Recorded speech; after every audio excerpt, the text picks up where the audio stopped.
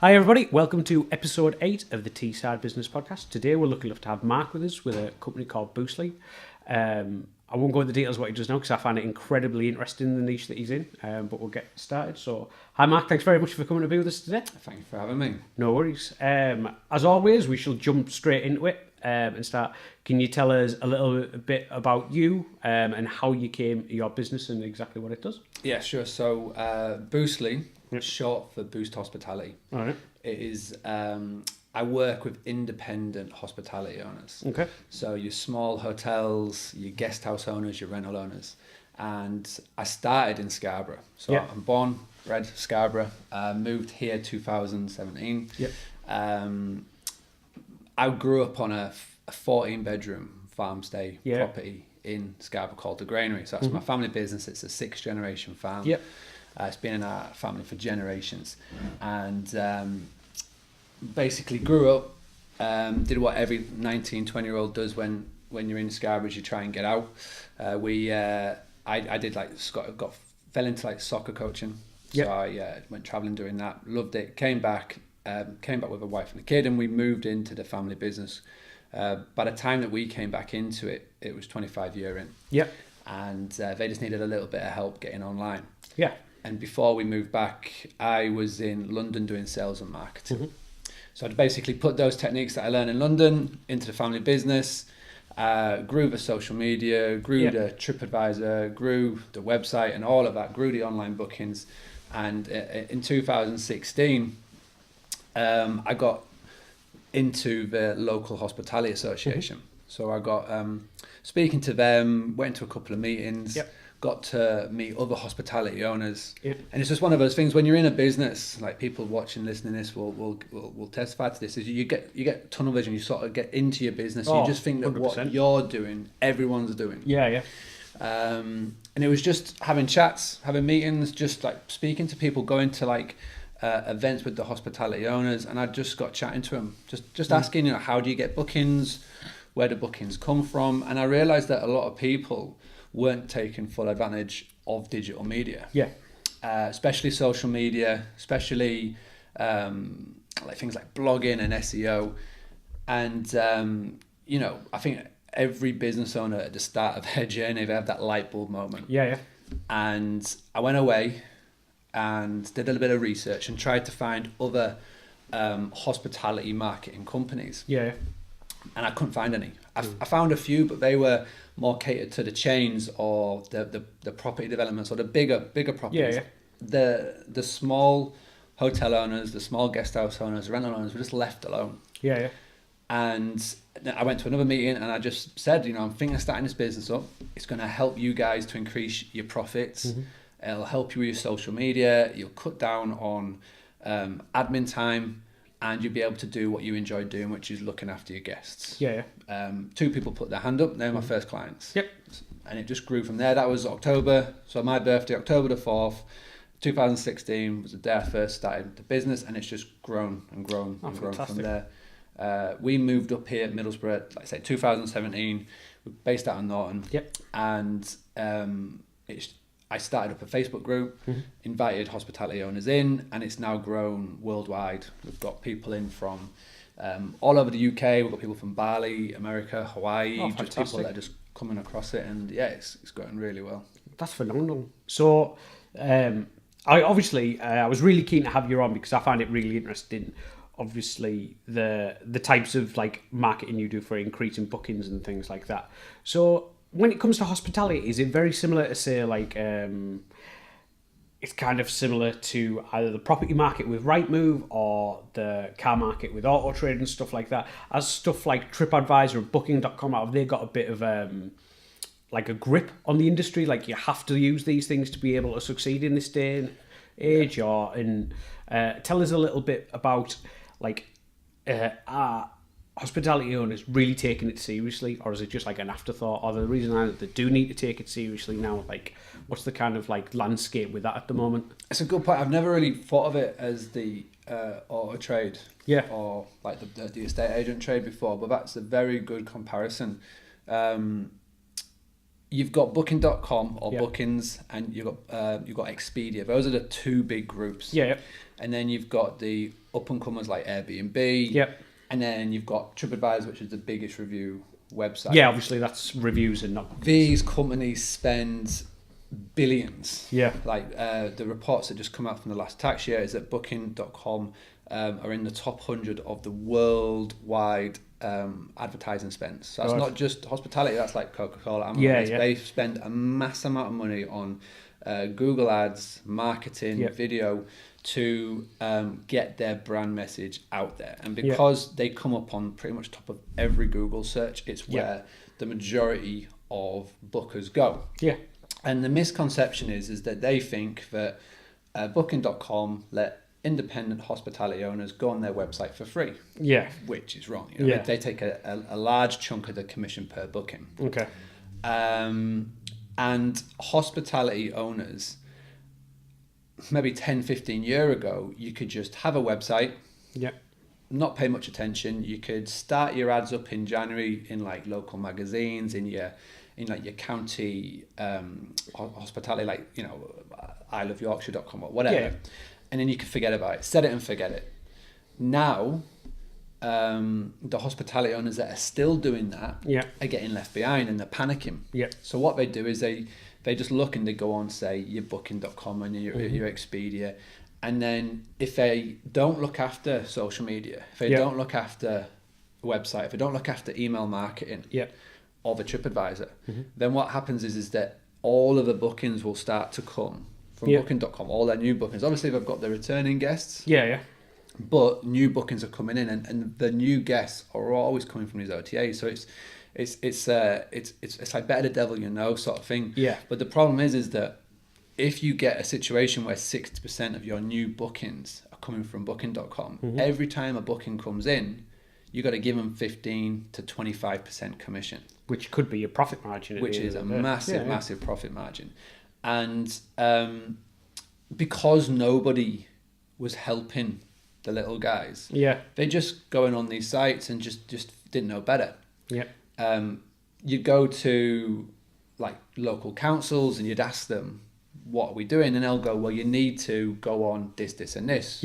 But no one was saying how to do it. So people were getting set up, it wasn't getting set right, because every different website's got different features and functionalities, and people were getting lost and confused. And that's just when all of this bad karma was happening, basically. All of this thing, and people were getting really pissed off. Right?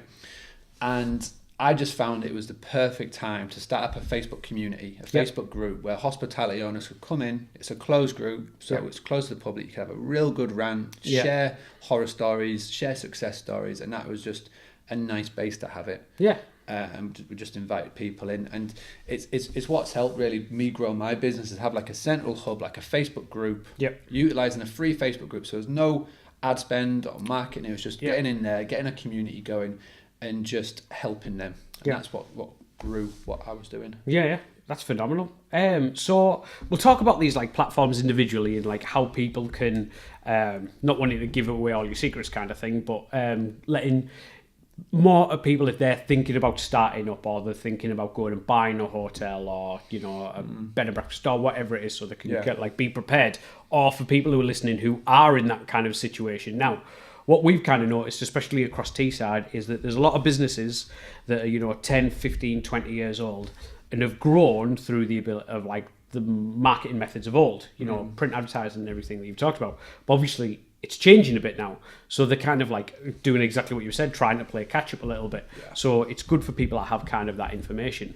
So is the goal, like, is the best case scenario for the hospitality industry to build their own communities away from these platforms and try and take direct bookings, or are they trying to do things to drive traffic to Booking.com, etc., or a bit of both? Well, you need to have, I always say this, you need to have a basic listing on all these sites just to have a presence, because like I say, they spend so much ad spend that is where the majority of people will go. The trick is to educate.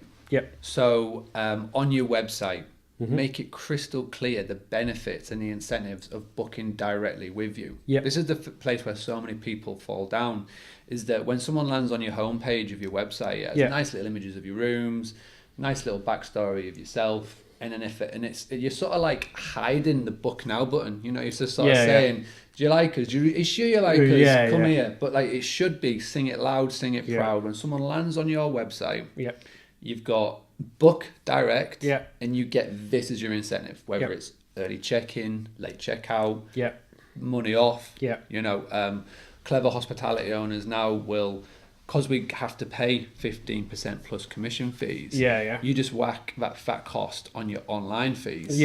But if someone was to come to you directly, as in a phone call or an email, you just basically take that cost off. So you've got an offline and an online rate. So you just honestly say, you know, and I encourage people to do this in the form of a pop-up. Land on your homepage, nice big pop-up saying, call us now, you get 15% off your room. And it's just, you got to educate.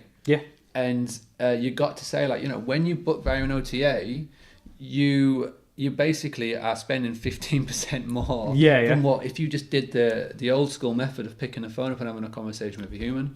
The way that we're going now as a generation is that we want it all instantly. You know, the Amazon Prime, the click to collect. You want it all done in an instant. You don't want any human interaction. But that is like, and this is what you got to sort of, we, us as hospitality owners, have got to say, like, listen, come old school, give us a call. You know, you can get better rates, all the availability's there, it's the same. You get, you know, the Booking.com and Expedia and all these sites, doesn't matter whether it's hospitality or auto trade or the estate agent, whatever, they're very, very good at telling you why, the mousetrap effect. So as soon as you get on the site, you're not leaving, because with Booking.com, they say you're getting the best rate. They make you feel like you don't have to pay any deposit, or you get the better cancellation fees and all that. It's all nonsense. You get exactly the same as if you book direct. But the problem is hospitality owners, we're not explaining this to our guests. No. And if we are explaining it, we're not explaining it good enough, because you can look at your booking figures and you'll recognize a guest that comes back through the door 1 year later and they've booked via an OTA. You failed. Because as soon as they enter your property, they're your guest. And when they come back and stay with you again, so say you're in a touristy coastal destination, like whether it's Saltburn, Hartlepool, you know, Scarborough, we Whitby, have plenty, you know, we've got tons of them up yeah. and down this coast, North Shield, South Shield, whatever. You know, you've got loads of tourist destinations around here where people actively will return. So you're not just like a one-stop shop, you know, a pass-through or whatever. Then you, as soon as they arrive on your property, you should be getting their email address. You should be getting consent to send them emails. You should be targeting them back on Facebook. I wanted to remind me to talk about that, obviously. Sorry, I didn't mean to interrupt you there. I was trying to remind myself. So you should be doing all of that, and then you should be actually actively emailing them. And that's not just hospitality, that's every business. As soon as you get a customer give you money, you got to be actively doing what the big boys are doing, and like sending out emails, reminding them about who you are, being top of mind. So when they do come back to make that purchase, you're the one they think about. It's trying to turn those customers into fans, isn't it, of your business? You know what I mean? Massively. And I think there is a big move, especially for across all industries, for that small boutique service-driven. You don't mind paying like a little bit more for quality that you really, really want. And I think the classic example of it is, you know, is the hospitality industry. How many people travel to a destination, go back to the same place and the same hotel every single year based on all the no's here and that kind of thing. And I think it's incredibly interesting to see like the whole market from and out. Like I'm not educated on, you know, that side of obviously hospitality, but all the booking is set up to basically get you in, like you say, into the funnel, in the mousetrap, and believing that you have to use these sites to get the best deal. But when you start to think about it, you think, well, of course it's not. If you're going to get the best deal anywhere, like you're more likely to pick up the phone. Same as like late rooms and stuff like that. Like, I always thought that would be a bit of a con. Like, I know that people say, oh, hotels don't want empty rooms, but their costs remain the same if the room's empty or not. You know what I mean? They make profit if like the full. So I can't imagine, you know, hotel owners desperate to fill like the hotels every night, because no hotel would probably be full every single night. Like, well, it's why you've got like your Travelodges, your Premier Inns, and your Marriotts. These are big chains, and they can throw away rooms because that's what it is. But the people that go to stay there just literally want a place they can dump the bags, get out, get on the booze and do whatever. Yeah, you know what I mean? The guest houses, the small hotels where you are welcoming people into your home. If this is why the Airbnb thing is getting massive, is because it's an experience. And a lot of people are renting out their houses and stuff. I know my wife, when she recently went to Hindu, it was literally somebody had their property, which was their house, and a little house down the road, and they moved out of their house and went to stay in the other one. So everybody could stay in their big house. Like my wife said, they still had the toothbrushes and stuff in the bathroom. So the clothes, and it was such a surreal experience. Well, the experience is now what people are after. So many people don't just want to go and stay in a travel lodge or a Premier Inn or whatever. They want to go and stay somewhere a little bit different. That's why the rental thing market's booming. Just doing something different and an experience. And so that is why guest houses or the Airbnb thing is going to always be around, small hotels. And the hospitality industry is different from every other. That is why when I started up this and I was sat in front of a guest house owner or a hotel owner and I was explaining my vision and like what I'm doing, my main advantage over anyone else, because we get phone calls on a daily basis, emails from all the different type of companies. I could say, listen, I've been there, I've done that. I've been sat in your shoe. That was my USP. So that's the thing when I was thinking about life after what we were doing. When we stopped running the day to day, because we just had our second child, and it was like working the 16, 17 silly hours. With the hospitality industry, well known for killer hours. You work silly hours, you work long hours, and like I was working in a business with my wife and my mum and my dad, so it's like the worst combination you could ask for. Imagine working with your parents and your wife. Family dynamics just literally wanted to kill each other every day. So plus having 2 kids under the age of 4, working silly hours, we're like, right, we just can't keep doing this. So when we're sort of thinking, right, what do we do next? And it's just all came together nicely. It's just weird how all these things happen. And I started to explain what I was doing to hospitality and to be able to sit down in front of them. I worked out my niche and I niched on my niche. You know, so I was working with independent hospitality owners, like in a certain demographic, certain age, you know, really narrowed down on who I was speaking to. I could say, listen, I've done what you've done. I know what you'd like doing. I know what you don't like doing. I can basically, my sort of whole tagline at the time was, let us take care of your marketing so you can look after your guests. And that was it. And it just sort of worked and went from there. Like the Boostly name got bigger and the hospitality community Facebook group got bigger and bigger. And so it's just sort of helped. It's phenomenal, and it's good, and it is always good to kind of have that set of skills around, you know, that skill set around that industry, and everything is so, you know, so different. Like one of the things that I interrupted you there, and I do apologise because it just sprung in my head, is obviously GDPR, which is a massive thing. If anybody is listening to this, and you have if you keep customer details, you need to look in it. Well, May 25th. May 25th, and obviously it kind of, we've had to look at it from our business and, you know, make changes and things like that. And obviously I imagine that it must massively affect the hospitality industry. I know you've actually done, is it like you've produced a lot of content that I've watched around it and things like that. Like if you just want to expand on that more, because I thought the content that you did for that was phenomenal. It was incredible. So GDPR is going to affect every small business moving forward, and it's an EU law, so it's not just us, the UK, that's doing it. So if you're watching this anywhere in the world and you've got European customers, you need to be paying attention to it. My biggest advice is look at the GDPR laws in and around for your industry, because it varies depending on what you do. And it's basically just protecting our customer data, like our personal information. We need to know how it's being used. It's all, you know, it's all coming together with like the Cambridge Analytica, which Facebook is obviously thing, and you've got all the things that are happening all at once. There's so many changes. So for like what we do, working in the marketing world and the social media world, every day is different. Every week is different. Something new is happening.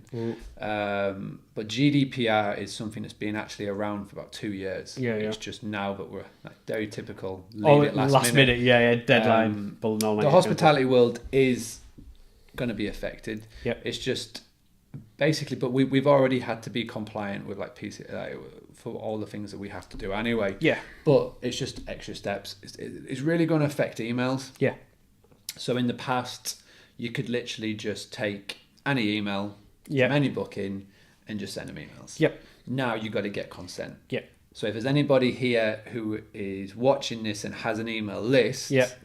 the number one thing you need to do before May 25th, I'd do this tonight, if you've got MailChimp or whatever you use, set up a separate list, call it GDPR, whatever you want to call it, send an email to your current list, whether it's 10 or 1,000 or 12,000, and just say, listen, we want to keep sending you emails, we want to be GDPR compliant, sign up to this new list. Yep. Because you've got to actively have consent. Yep. And there's a lot of businesses out there who are email like driven, just on volume numbers, you know what I mean? Yeah. And it's going to either not crush them, depending on how they do their content, but for stuff like Groupon, for example, like how many people do you think could re-sign up to Groupon now? Yeah, no, you're right. You know, like I wouldn't. No. You know, my wife would. Yeah. But like, it's one of like it is a really big deal for a lot of people who handle customer details. Like say an email thing, like we made sure that we had we gain content from customers via email and stuff like that. So we had to recheck it and stuff like that. It even comes down to so a lot of people don't think they need it because they use, and you're probably the same, we do online systems that keep customer details, etc. So technically they're protected. But I had a discussion with somebody around GDPR because I wanted to make sure that we were all, and he was like, well, do you use laptops? And I was like, yeah, of course we use laptops, you know. And he was like, right, are they encrypted? I was like, well, it's got a password on them, or there's the Apple version. And he was like, it's no good. He said, because if someone steals your laptop, they can take the hard drive out and do it. You can get done there for GDPR because they're not encrypted. If you keep it, and basically, and everybody does the thing now where it says, do you want to save this password or remember me? Yes. You know, and it's like another kind of layer. But it is such a hot topic at the moment. I would definitely seek legal advice because we're not lawyers. But yeah, but people who know, like, I'll plug him here because he's coming on. There's a Rob from Alpha Tech. He does all our stuff, based in Middlesbrough. Phenomenal at what he does. But he's going to come on the podcast, so I'll let him plug himself. But I would definitely seek legal advice, just find out what it is around your industry. That's the main thing, because it does differ, and it will change everything. But the main thing is that between now and May the 25th, because like the whole cookies and IP addresses, all of that is treated as your personal data. So you just got to make sure your website, the main things that everybody can do, get a privacy policy page on your website. And if you're thinking, what is a privacy policy, you can find templates. They are available for free. You know, the main thing is don't fall for any scummy marketing techniques. We all remember the Y2K bug, the so-called Y2K bug, and it's just marketers prey on fear. And billions were spent in the US, people thinking that the world was going to end. When it clicked to zero. It didn't. But people spent a lot of money because they thought of the fear because of scummy marketers. And there are going to be scummy marketers between now and May the 25th try and make money out of small businesses. We ruin everything, unfortunately. It's the scummy ones. The scummy ones that did for everybody. And you will get email, you will get all that sort of jazz. So the main thing is find seek legal advice if you're really, really struggling. There are amazing Facebook groups out there that you can join a community for. Just type in GDPR in Facebook and you'll find them.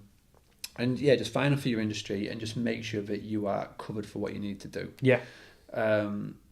I've been studying up on it a ton over the last month, and I am quite lucky. I'm part of a few Facebook groups that I've got industry lawyers who've been giving amazing advice. So it's like I've invested the time because I've got a community of people and I feel indebted to them to pass on the information, because like I say, there's nearly 1,000 people in the hospitality community, and I want to make sure every single one of them is going to be all right, is going to be sorted. So this Friday, the 27th, and then on Tuesday the 1st, I'm going to be doing just basically a webinar.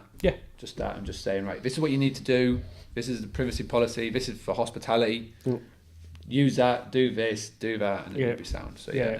it's big, but like the main thing is just make sure you get your for every industry, get your list to resubmit. Yep. Get a privacy policy, and then if you really want the specifics of what you're doing for your day-to-day, seek legal advice. Yeah, and I suppose it is completely industry dependent on what kind of scale that Yeah. you're working with, kind of thing.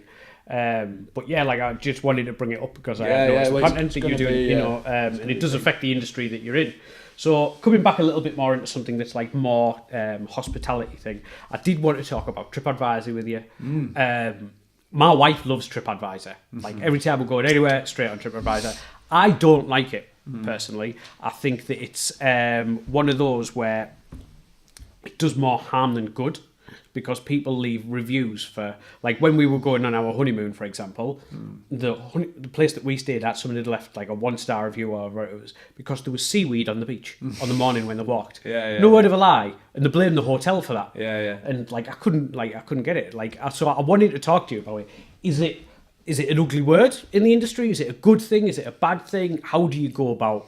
Like I know you help people manage it and stuff like that, so I wanted to talk about that with you, like how you go like that kind of stuff. Like it's interesting to me, and as any hospitality owner like who runs a hotel, etc., must like hate it, all of it. Yeah, no, I mean it can make or break businesses.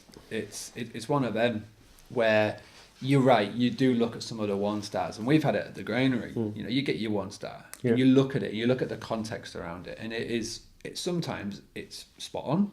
Sometimes it's absolute nonsense, like seaweed on a beach or bad weather. And I'd like to think that the majority of people reading that will have a laugh. And then go, sound, that person's a knob, so I'm not going to pay attention to that. Use common sense. I'm going to common sense. But there are people that are like that in the world. It's like anything. Like you look at Amazon reviews. It's silly. But TripAdvisor can make or break a business if you don't do it right. The main thing, and I recommend this to anybody, doesn't matter what type of business you do, when you get a review, respond. If you're on a website that gives you the ability to respond, respond. Because if you have 10 1-2-star reviews and there's no comment back, a potential customer who sees that will be like, oh, they don't care about feedback. They don't care about feedback. They don't care about the business. If you only focus on the 5-star reviews and saying thank you to them, but you ignore the 1 or 2 stars, it's detrimental. So that's the main thing. Always respond. And if you're a one-man band, you know, husband-wife combination, you think I don't have the time, just set aside a 30-minute window once a week, log on. If you do it like that, then it's literally you can get it done. Click, click, boom, boom, done. TripAdvisor's changing a lot now. And the thing that annoys me most about TripAdvisor is around and people associate it with reviews. But if you go on any page now and you look at any property, you've got to scroll 3 or 4 times down to get to the reviews. When you hit on the page now, you get hit with deals. They're stuck in an identity crisis. They've got shareholders, so they've got profits. So, you know, they need to make money. So that's why when you hit on any page, you get hit with book now here, book here, boom, boom, boom. So the way that TripAdvisor was born on reviews, real reviews from real people. But now reviews are getting pushed further and further down. There are filters. So if you go on to say you want to come stay in Middlesbrough, or you want to come stay at Saltburn or wherever, the first filter system is based on deal. It's not based on the review setting and the review score. Which, you know, it shows what they're wanting to be. And if they're not careful, they will start to lose their following, because 95% of every booking will look for an online review before making that booking. Google are really investing time and money into the review world. Completely. Facebook as well. There's a big rumour that TripAdvisor are doing all of this and trying to make as much money as possible, so they're making themselves viable. And there's a big rumour that either Booking.com or Expedia or Amazon, who want to get into this world, will just come and buy them. So the trick is, it doesn't matter whether we're talking about TripAdvisor, but I'm saying like Google, get your Google business listing. get people reviewing there. Which is so easy to do for people listening. Like, Yeah. it's a bit of a, like, when we move properties, we did it here. Yeah. You sometimes need a verification code that takes like 2 or 3 days, but it doesn't cost you any money. Yeah. And it's so easy to do. And like we mentioned like SEO briefly, but now when you do a search, say you do a search for a hotel in Middlesbrough or a cottage with a hot tub in wherever, right? Yeah. When you do that search, you've got Google AdWords, which Google are putting even more spots available for businesses to advertise, and then it's the map, and then it's SEO. So it's not until 9 spots down the list until your organic comes up anymore. The map is prime spot, and if you can get good quality reviews on your Google business listing, you're going to come up top. If you're on those first 3, you're going to stand out from the rest. So I would actually advise people to get more reviews on Google, get more reviews on Facebook. Because TripAdvisor is, it is still the biggest online hospitality website out there. It's where loads of people go, but the numbers are getting lower and lower. So if you're the public, absolutely go on to TripAdvisor, but use common sense. If you're a hospitality owner or a business owner, use these online platforms. Respond to every review. And what I say is, like, out of 10 reviews, if 7 of them are mentioning something that's like the water's off or whatever, it means your water's crap. You've got a problem. You've got a problem. Fix it. Yeah. Use it. Don't just always just go, oh, that guy's a knob. You actually have to use this information, and that's just for every business. 100%. Don't just bury your head in the sand. You know what I mean? And so I mean, you can give them money. You've got business listings and all that sort of jazz. But the main thing is just get your reviews in order. Get good reviews. Keep encouraging people to leave reviews because people do go and look for them. So one of the things that I want to talk about amongst those platforms is like review management. So you brought up Amazon, which obviously part of their algorithm is driven by reviews when you search for products. People, but they like have, say, verified and unverified reviews. Everybody can leave a review, but obviously you rank better for if it's an actual customer that bought. It's something that Facebook doesn't have currently. We operate in a lot of actually trying to, if people have had that 1-star review, one from somebody that's never been a customer or a competitor, actually getting it taken off, etc. Is there anything like that within TripAdvisor? So is it the way you have to have stayed there to leave a review, or is there any kind of money, like if it's blatantly like Dave down the road who owns another hotel and leaves you a 1-star and says crap, like is there a way to get that taken off? Like, do you help? They base it on IP address a lot of the time. So if say that you get a 1-star review and you say to all your members of staff, come and leave a review on here. They spot trends. I mean, they're not silly, TripAdvisor. They've got the algorithms, just like Facebook has these algorithms now that can spot spammy posts. TripAdvisor can spot spammy reviews. If you're trying to, it doesn't stop people from doing it, and there's ways around everything. There's always ways to game the system, isn't there?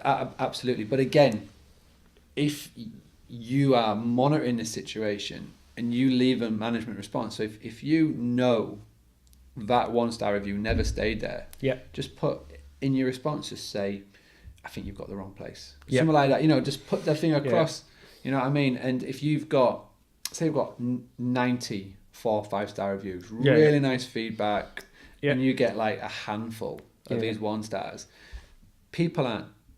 majority of them aren't daft. They will see that, and they will say, okay, so majority of people love this place, it's got nice pictures, you've got nice social media, because like I say, what they'll do is they'll go, people do the research now, they'll have all the tabs open, they'll go and see what's happening on, if they've got like Instagram or Facebook, they'll see what's going on there. They'll go and look at TripAdvisor, they'll look at like the different prices and stuff, and they'll check the website. They will go and do that research. You just got to make sure that, like I say, you've got a hold on it. And whether that's you doing it, or a member of staff doing it, or if you outsource it to a company or a person, then you just got to make sure it's happening. You can't just ignore it. No. Because if you ignore it, your direct bookings will drop, your profits will drop, and what they'll do is they'll just go on to Booking.com, Expedia, and they'll just book via those channels. I take it that you would like wholeheartedly start to recommend for people who, create these communities and these other ways of doing business to move people away from, these channels so they can take direct bookings and things like that. I would like to think that if the industry is becoming less and less price driven. You know, and people have like, obviously there's a difference between being ripped off and like insanely cheap and stuff like that. But I imagine like people, when they look for hotel rooms, they were like got a rough idea of how much they're happy to pay. But the differentiation must be probably, you know, reviews, how it looks, and content. You know, like content's like a massive thing. You know, obviously we're a big proponent of it. It's such a funny industry for me to try and get our head around because it's so different and insular from other type of things because it's so many outside influencing factors. Do you think there's any big changes going to be coming to hospitality soon? Like any whether it be technology based or anything like that, or do you think it's just a case of the way the industry will change is by people getting on board and making the most of what they have? I think the one to watch is Airbnb. Yeah. They are making a massive play now for the OTA. When I say OTA, I mean online travel agent, as in Booking.com and Expedia. So they are making a massive play into that world. They've started to allow hotels and guest houses to list on their property for the first time.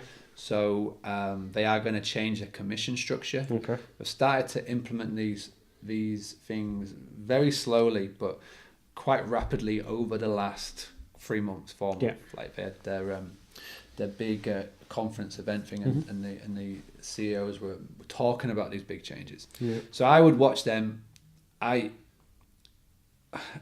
what I've noticed and what I fear is that in 10 to 15 year time, B&Bs as we know them, small B&Bs, won't be around. The reason being is that there's no 25 to 34-year-olds going into that world. They are, and they're flipping, as in they're flipping from a B&B model to a more self-catering model.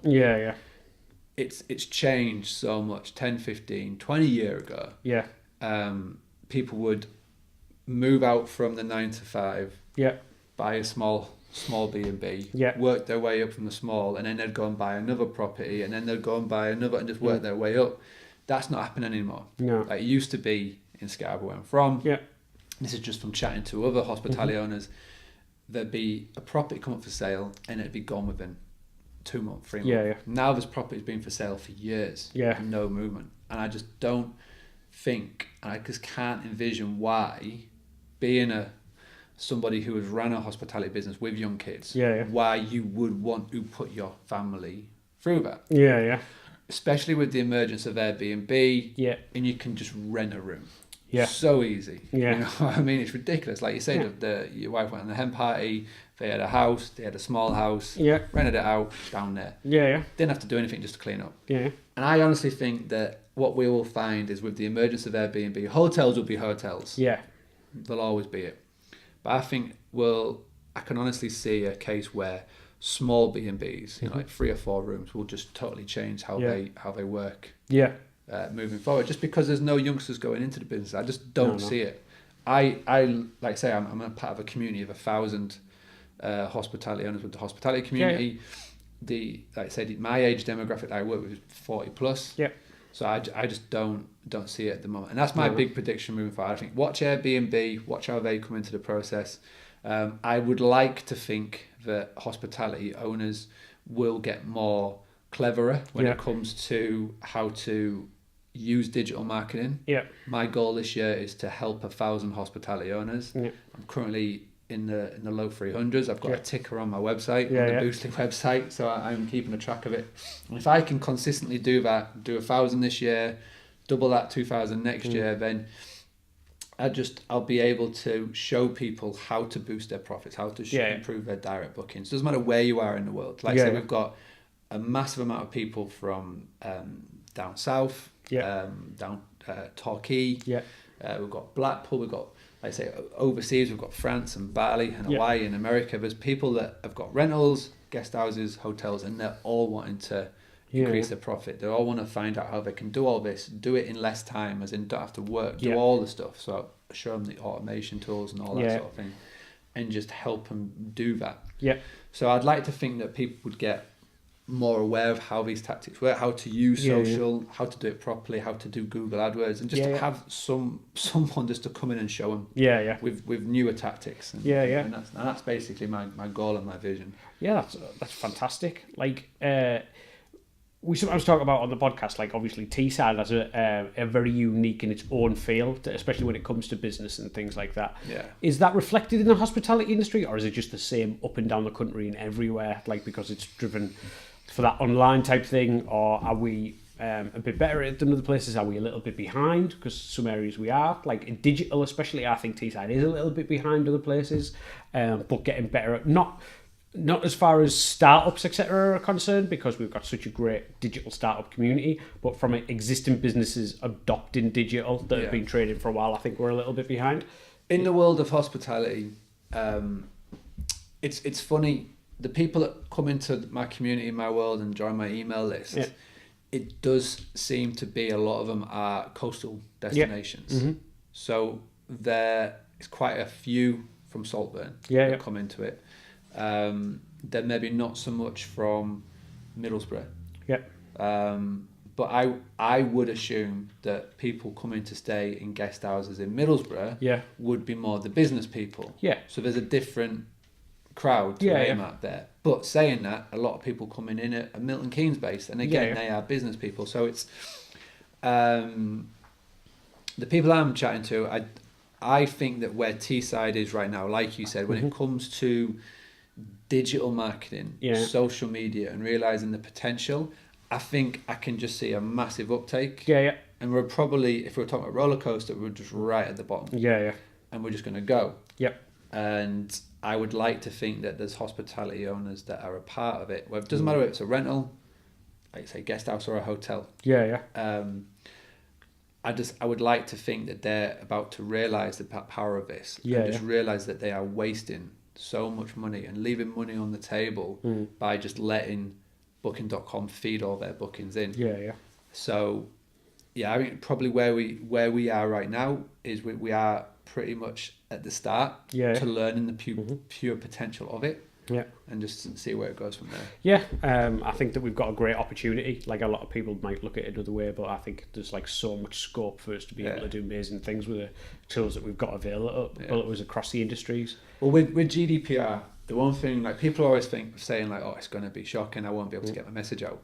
But what I'm saying is, if you've got a list of say 1,000 emails, right, and you get 100 people see your email saying sign up to my new list, and they sign up, right? That is 100 people who want to be sold. You know what I mean? So instead of you trying to spread yourself too thin, and trying to appeal to everybody, you can just focus to 100 people who want you buy something from you. You know what I mean? You've got 100 people that are literally saying, "Give me something to buy from you right now," right? And if you just move them over and then leave it for the end of your Christmas card, you're literally doing yourself a disservice. You know, you need to be reaching out to people who can help you take full advantage of that. Completely. Because it doesn't matter what industry, it doesn't matter what you're doing right now. If you're listening to this and you've got an email list and you are not contacting them, you're leaving money on the table. So take full advantage of GDPR. Don't just like rue it and just think, oh, it's crap. You know, take full advantage of it. Do what you need to do. Get them onto your list, and then when you get them, start emailing them weekly, monthly, daily, whatever you got to do. Just get in front of them, get front of mind, and put something in front of them that they can buy. Doesn't matter whether it's a one-off product or a subscription service or selling your service. And the ones that do that will thrive. The ones that don't will be the ones that are out of business next year. And that's the opportunity is there for people who want to take advantage of it, isn't it? At the end of the day. One of the other things that we always like to ask a lot of people when it comes to podcasts, and it was something that I really want to talk to you about especially, is work-life balance. A lot of people within business struggle with work-life balance, and everybody's got a different idea of it, you know, and that kind of thing. I know that you are quite big on it, you know, and you do, like, you know, like you say, you have 2 boys at home and things like that, you know, so you are like family orientated and stuff like that. So I just kind of wanted to get your take on what is, like, I don't think work-life balance is the same for everybody. I don't. I think it's ridiculous to try and give everybody the same framework. But what does it mean to you, and what kind of steps do you take? Just purely because if there's people listening who are in business and who struggle with that, and I think everybody in business struggles with it at one point or another. What kind of things have you found that works for you, and like maybe they can apply it themselves, kind of thing? I like I say, having a hospitality background and working as much as I did, I pretty much missed the first 2 years of my eldest's life, you know. and massively regretted it. I used to wake up, do brekkie. Yeah. He'd then go off to nursery. Then I'd like literally just say bye, and then he'd come home, and I'd literally spend a couple of minutes with him, and I'd have to go do evening meal. That's pretty much the norm. Yeah.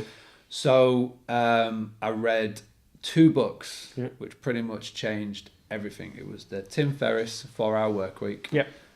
Hal Elrod Miracle Morning. Those 2 things, and I really wanted to have a business, have a life where I could work as little as possible. Yeah. So I'm like, I say I'm the busiest, laziest person I know. Yeah, yeah. So I want to work smarter, not harder. Yeah. Right, and I want to be able to take my kids to school, to pick them up, to enjoy spending quality time with them. Yeah, yeah. But at the same time, grow a business. Yeah. You know, and I've been able to do that, and I think that discovering Tim Ferriss, that book, discovering the Miracle Morning, I was able to create a lifestyle and a business where got up earlier, got my main tasks done, got my head right in the first hour of the day. So instead of like in the past, I would just wake up, open my phone up, get sucked into all that social media and all that jazz, and then I just go. So I it took me a while to do it. You can't just all do it at once. Oh, no. You could probably spend a full hour, 2 hours talking about all the steps that I did and whatnot. But it was really important to me to discover a few things. So the first hour of the day is the most important, and I just put things into that first hour of the day which helped me get my head right and my body right. So that's a little bit of meditation, could be journaling, could be whatever that is for you or for whatever that person may be. Do that. And the reason why I got up early to do it is that I beat the kids up. Yeah. Because you can't do that when you've got a 2-year-old crawling all over your head. No. So did that, really important. Secondly is I outsourced. Yeah. So there's websites like Upwork, and Fiverr. For a week, every hour I documented everything I was doing. Yep. So Monday to Friday, my normal working week, every hour I documented what I was doing, whether it's emails, doing social media, doing accounts, whatever it were. I wrote it down. At the end of the week, I looked at everything, just brain dumped it down. Numbered everything from 1 to 3. 1, which is essential, only I can do. 2 being important, but I could get someone else to it. 3, I can definitely don't have to do it. And over time, I found out that 80% of what I do, I could outsource. So it means that I could focus on that 20%. Is doing what I do best, which is growing my business, speaking to people, being a guy. So I'm a one-man band. So I haven't got like an office of staff. I do it all from my laptop. Like my bag is my office. But I outsource 80% of my work to people on Upwork or whatnot. So that was a massive thing for me to achieve that, because again, you can't do everything yourself. No. And I think as small business owners, you think you need to. Yeah, completely. And again, it's you spread yourself too thin because you try and do everything yourself. So I took myself out of the business, found out what I was good at, found out stuff I needed to outsource, and I did that. So doing those 2 things really, really helped me achieve that work-life balance.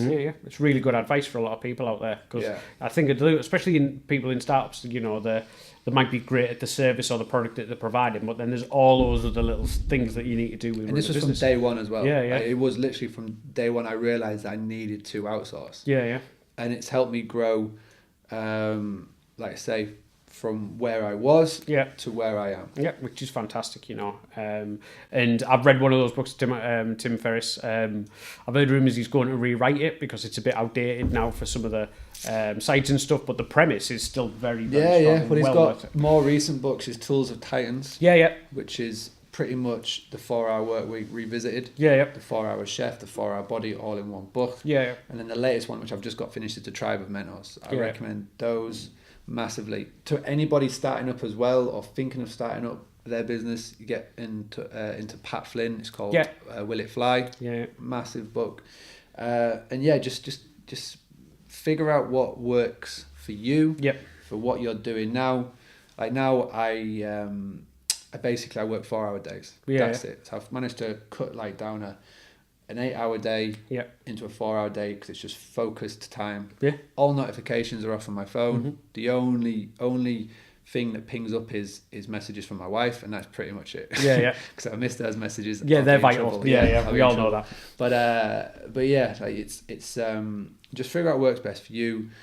Just learn, read, study, find, like, whether it's Tim Ferriss or whatever, get these business books into your life. It doesn't matter what you're doing. Yeah. It could be a tattoo shop, you could be a hospitality business, you could be a barber's, whatever you do, you can put these practices into what you do. Yeah, completely. And when you do, like, you just get that light bulb moment. And this just becomes simple then. Oh, fantastic. So for anybody who's been listening and wants to reach out and get in touch with you, what kind of stuff have you got coming up at the moment? Because I know you've got some stuff coming up at the moment that's available for people, and where can people find you? The best thing would be Facebook. Yep. It's just facebook.com/Mr. Mark Simpson. Yep. All one word. I do daily vlogs. So I like to document my business start from day one to now. So I do daily vlogs on there, which just explains about what I'm doing, and I try and pass on tips to every business. Yep. Every Monday I go live on Facebook on my personal feed and just do a marketing tip. Yep. So sound, tune into that. If you're a hospitality owner, come and join the hospitality community. Mm-hmm. This Friday, I'm going to be doing a GDPR workshop. Next Tuesday, the 1st, I'm doing a GDPR workshop. Yeah. But yeah, come and join that. And if you want to get a free guide on how you can boost 5 steps to boost your direct bookings, just go to boostly.co.uk/free. FREE. Yep, we'll link that below in the description. Sound. But yeah, like, just come along, say hi. Brilliant. Thanks very much for coming on, Mark. Appreciate it. This has been episode 8 of the Teesside Business Podcast. The Teesside Business Podcast is produced and promoted by Person to Person Marketing. Thank you very much for listening.